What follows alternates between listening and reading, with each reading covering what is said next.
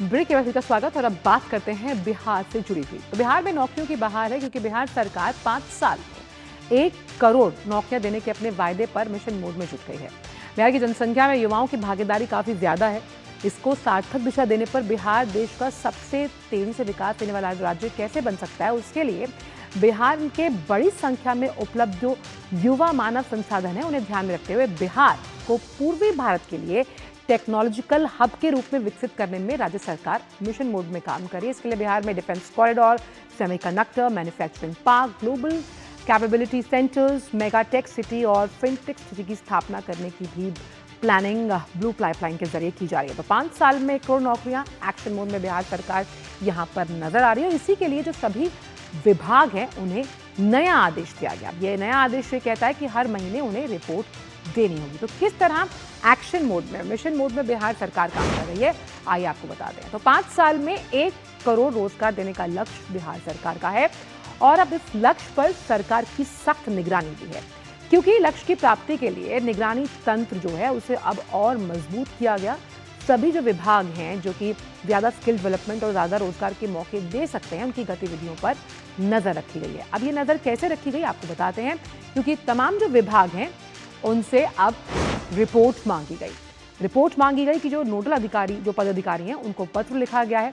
युवा रोजगार कौशल विकास विभाग का ये पत्र है और तमाम जो सृजित नौकरियां हैं उनका ब्यौरा मांगा गया कि कहां कहां पर जो सिचुएशन वैकेंट है उसको लेकर ब्यौरा मांगा गया।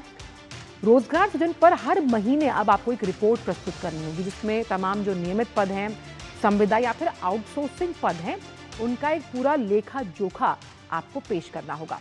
विभागों से मिली सूचनाएं अब पोर्टल पर अपलोड की जाएंगी और रोजगार सृजन पर हर महीने रिपोर्ट देनी होगी, जिसमें अब जो SC, ST और EWS सामान्य वर्ग का अलग अलग, यानी कि ये अलग अलग जो कैटेगरीज हैं उनके जरिए आपको वो ब्यौरा देना होगा कि भाई यहाँ नौकरियाँ और इन लोगों के लिए ये नौकरियाँ कहीं ना कहीं आगे फ़ायदा दे सकती हैं। तो विभागों से जो सूचनाएं मिलेंगी उन्हें पोर्टल पर अपलोड किया जाएगा। इससे फ़ायदा क्या होगा, यानी इससे आगे की राह कैसे अब आसान होगी।